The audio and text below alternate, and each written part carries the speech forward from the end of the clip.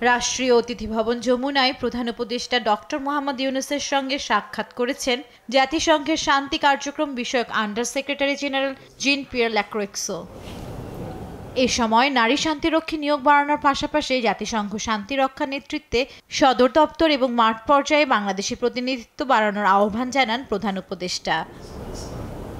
জাতিসংঘের under secretary general জানান, জাতিসংঘ শান্তি রক্ষার সব ক্ষেত্রে নারীদের নিয়োগে সমর্থন করবে। পরে পররাষ্ট্র উপদেষ্টা মোহাম্মদ তৌহিদ হাসানের সঙ্গেও সাক্ষাৎ করেন তিনি। পররাষ্ট্র উপদেষ্টার নেতৃত্বে একটি বাংলাদেশি প্রতিনিধি দল আগামী 13 থেকে 14 মে জার্মানির বার্লিনে অনুষ্ঠেয় জাতিসংঘ শান্তিরক্ষা মন্ত্রী পর্যায়ের সম্মেলনে যোগ দেবেন। জান্নাতুল মোহনা, দেশ টিভি, ঢাকা।